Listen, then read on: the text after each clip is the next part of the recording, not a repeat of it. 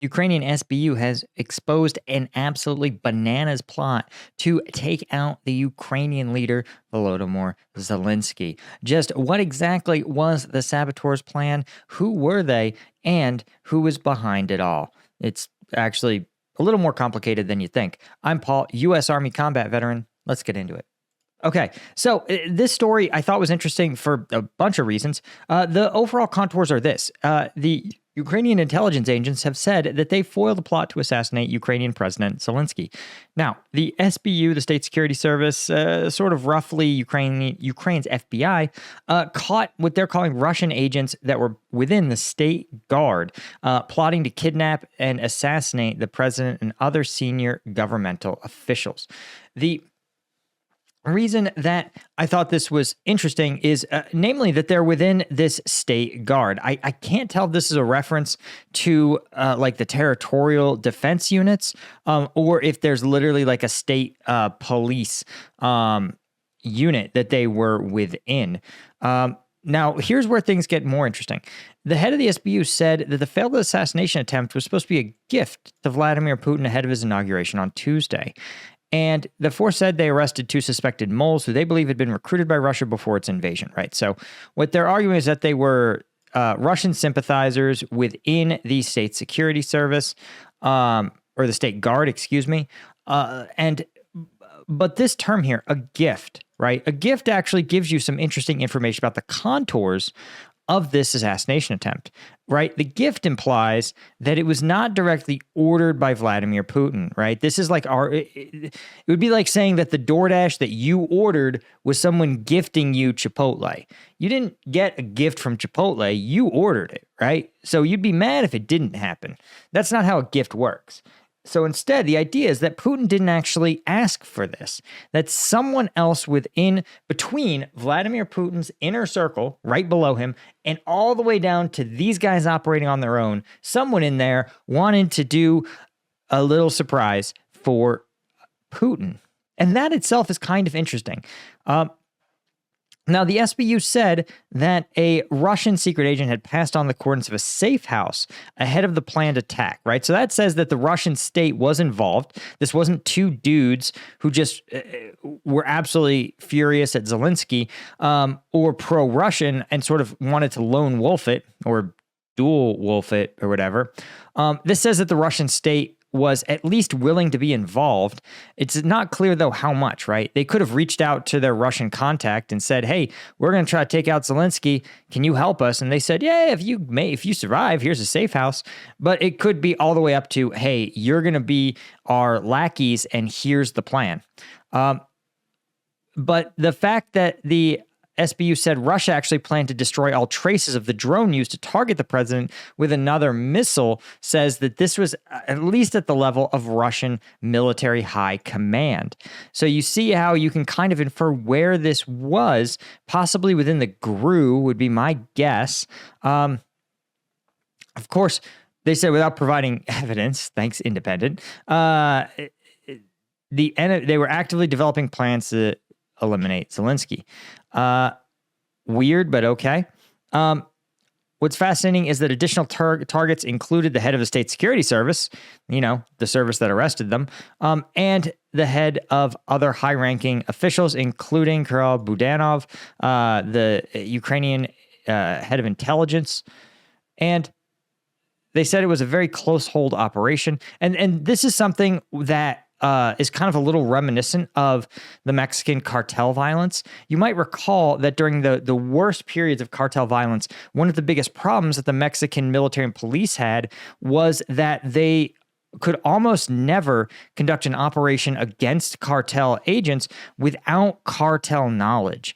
And that would be because so many police had been corrupted by the cartels, were on the take, so to speak, and military, that oftentimes they would alert the cartels to the actions. And Russia does have, I strongly suspect Russia operates in the same way. There's pretty good evidence for it.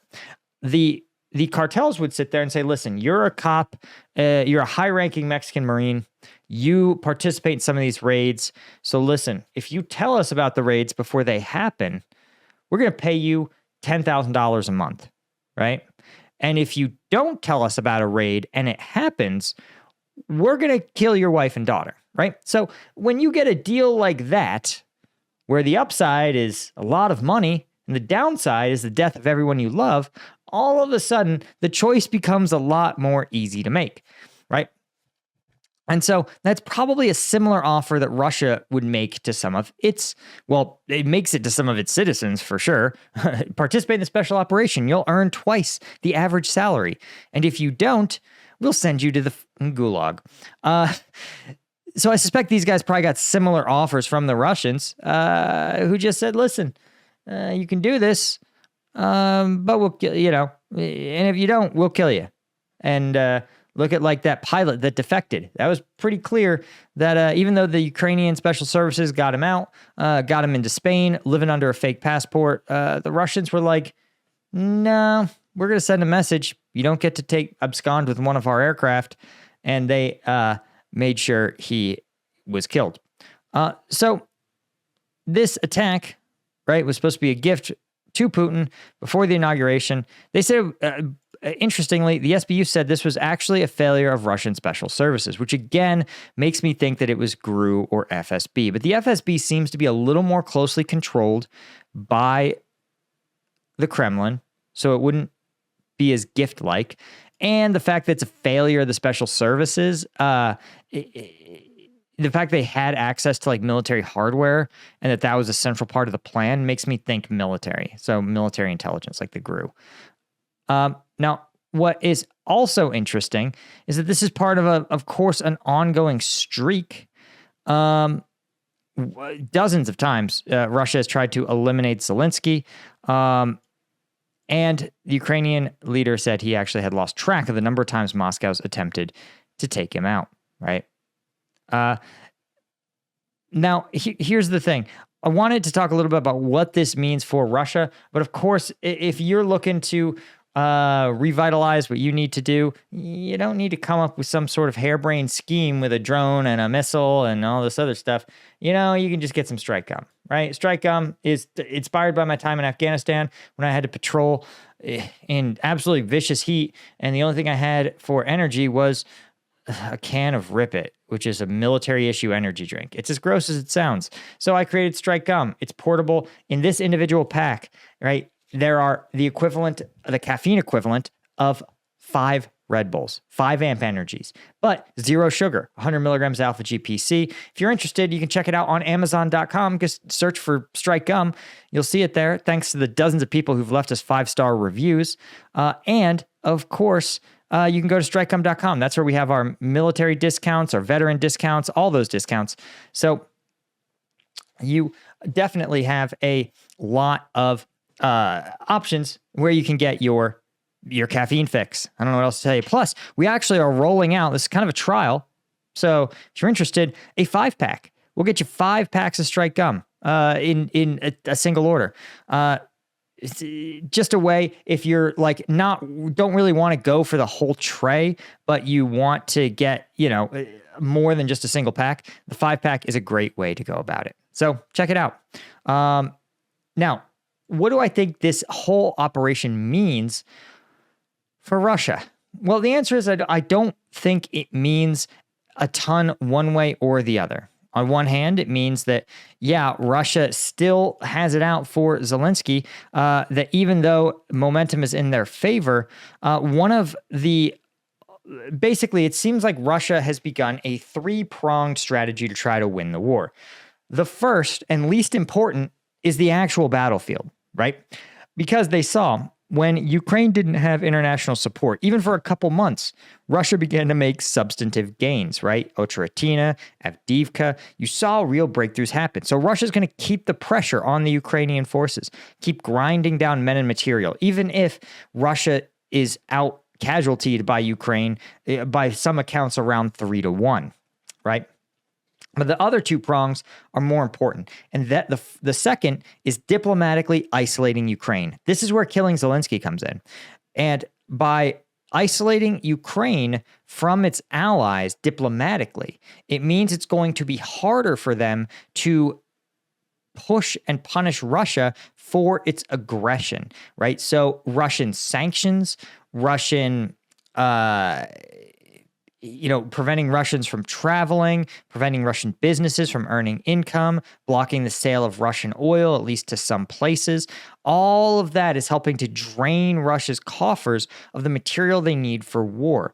And so if they can get the spigot of economic power turned back on, then they're going to be able to dominate Ukraine. Because remember, Russia has an economy several times the size of Ukraine. If it could get itself up to full capacity and simultaneously cut off the diplomatic aid that Ukraine receives, it's going to tilt the economic scales heavily in favor of Russia. But the third prong is the most interesting, right, to me, and that is Russia's public information campaigns, right? Russia doesn't want to just influence diplomacy and statecraft at the policymaker level, right? What they want to also do is influence the public in democracies. They want to use democracy against itself. And that is by spending large sums of money running large-scale disinformation campaigns, getting stories of dis and misinformation picked up